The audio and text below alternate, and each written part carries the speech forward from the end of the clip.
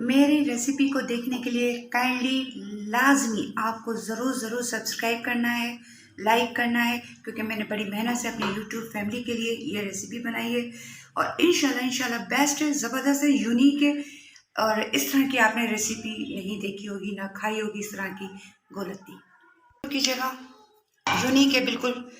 یہ گارنٹی کے ساتھ آپ کو کہہ رہی ہوں کیونکہ میں نے اس طرح کی بنی ہوئی نہیں دیکھی۔ ہم نے خود دیکھی ہے کہ حیدرآباد کے سندھ میں باورچی نے کس طرح سے بنائی تھی، خود سامنے کھڑے ہو کے اور بنائی بھی ہے۔ اور یہ میں چیلنج کے ساتھ کہہ رہی ہوں کہ یوٹیوب میں اس ٹائپ کی گولتی نہیں شیئر ہوئی ہے، یہ فرسٹ میری ہی گولتی ہے جو شیئر ہو رہی ہے آپ یوٹیوب فیملی کے ساتھ۔ میرے پاس پیٹھا نہیں تھا، اگر پیٹھا ہوتا نا تو قسم سے اس کو 4 چاند لگ جاتے۔ پیٹھے کو میرے پاس تھوڑا سا ہو گیا کیونکہ یہاں پہ مٹھائی والوں کے پاس پیٹھا نہیں تھا، وہ دوسرا کچا پیٹھا دے رہے تھے، وہ ہمارے کسی کام کا نہیں تھا۔ بسم اللہ الرحمن الرحیم، السلام علیکم، امید کرتی ہوں آپ سب خیریت سے ہوں گے، جہاں رہیں خوش رہیں آباد رہیں، آمین ثم آمین۔ آج ہم بنا رہے ہیں نئے اسٹائل کی بالکل یونیک گولتی، ٹھیک ہے۔ ہم نے چاول لیے ہیں ½ کلو، 1 پاؤ ہمارے پاس ماوا ہے یعنی کہ کھویا، 1 پاؤ کے قریب ہی یہ ہمارے رسگلے ہیں یا گلاب جامن کہہ دیں یا چمچم کہہ دیں۔ میں نے پستے لیے ہیں گارنشنگ کے لیے اور 6 عدد الائچی بہار کے لیے، اور 1 پاؤ ہے چینی۔ چلیے جی شروع کرتے ہیں۔ یونیک ہے، بہت مزے کی ہے، انشاءاللہ آپ کو پسند آئے گی۔ تقریباً میں نے ابھی اس میں ماوا فرائی کرنے کے لیے میں نے تقریباً 3 چمچے چھوٹے ٹیبل سپون جتنے میں نے یہ گھی لیا ہے، اور کوشش کیجیے گا کہ آپ گھی میں بنائیں۔ گھی میں بہت مزے کی اس ٹائپ کی چیزیں جو میٹھا ہوتا ہے بہت اچھا بنتا ہے گھی میں۔ چلیں جی بسم اللہ الرحمن الرحیم۔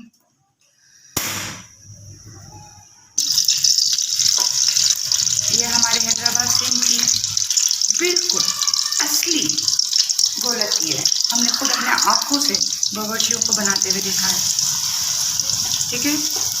یہ تھوڑا سا میلٹ ہوگا، ہم اس میں تھوڑی سی چینی ڈالیں گے، تھوڑی سی، تاکہ اس میں تھوڑی سی روڑیاں بن جائیں۔ تقریباً 1 مٹھی جتنی میں نے ڈال دی ہے، آپ 1 ٹیبل اسپون جتنا سمجھ لیں، یہ ٹھیک ہے۔ ٹیبل اسپون کے حساب سے لیں گے تو یہ ہو جائے گی، تو بالکل ہلکی آنچ پہ آپ اس کو بھون لیں گے۔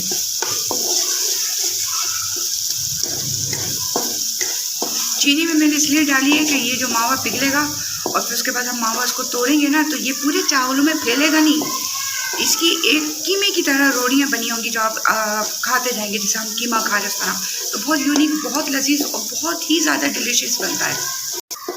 یہ دیکھیں اس کا تھوڑا رنگ تبدیل ہو گیا، ابھی ہمیں تھوڑا سا اس کو براؤنش کلر پہ لانا ہے۔ اس گولتی کے بارے میں یہ بتانا چاہ رہی ہوں کہ کافی لوگ الگ الگ قسم کے بناتے ہیں، یہ جو میں بنا رہی ہوں یہ انشاءاللہ آپ لوگوں کو پسند بھی آئے گی، اور یہ نا چاول کو پورا براؤن نہیں کرے گی، یہ صرف جو ہمارا ماوا ہوگا نا وہ براؤن رہے گا، باقی چاول جو ہوتے ہیں نا آف وائٹ رنگ کے وہ ویسے رہیں گے۔ براؤن ہونا شروع ہو گیا ہے، اور ایک بات کا دھیان رکھیے گا کہ جب بھی آپ یہ کھویا یا ماوا لیں تو آپ یہ میٹھا لیجیے گا، پھیکا نہیں۔ دیکھیں ماشاءاللہ کیا زبردست ہماری بارش ہو رہی ہے، ادھر ہم دولتی بنا رہے ہیں اور ادھر بارش ہو رہی ہے، تو دولتی کھانے کا آپ خود سوچیں گے کتنا زیادہ مزہ ہوگا۔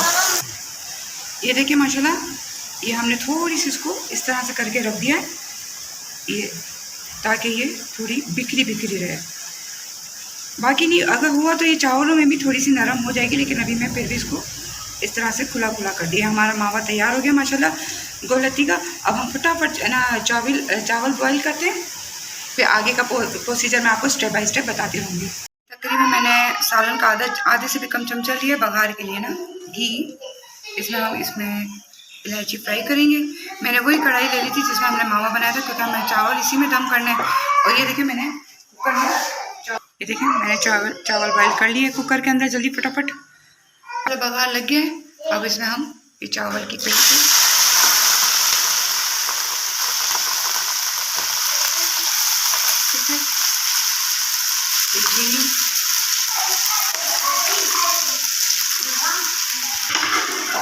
इन मसाले पकौड़ियों की। देखिए तेल इस तरह जैसे हम बिरयानी की तेल लगाते हैं, सेम इसी तरह इसकी तेल लगेगी।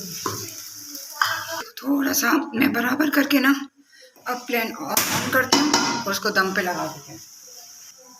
मैंने आंच थोड़ी तेज़ करी है ताकि जल्दी से ये चीनी मेल्ट हो जाए। ठीक है, माशाल्लाह ये चीनी मेल्ट हो रही है। ठीक है, थोड़ा मैं तेज़ आंच पे इसलिए थोड़ा सा कर रही हूँ ताकि चावल सही रहे। फिर हम इसको 1 मिनट और थोड़ी सी तेज़ आंच पे पकाएंगे, सिर्फ 1 मिनट। उसके बाद हम इसको दानी आंच पे पकाएंगे। देखिए माशाल्लाह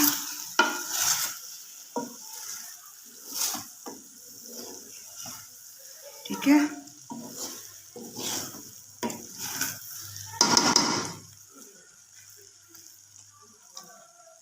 मुश्किल से इसको 7 मिनट और देने हमें।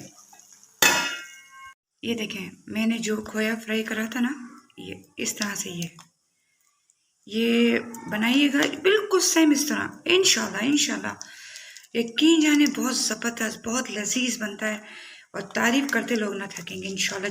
जो खाएगा इसको ये पूछेगा ज़रूर कि क्या है, क्योंकि ये इस तरह से इसकी गुठलियाँ रह जाएंगी ना, और ये जो हम खाएंगे और ये हर निवाले में गुठलियाँ इसकी आएंगी तो बहुत लजीज लगेगा।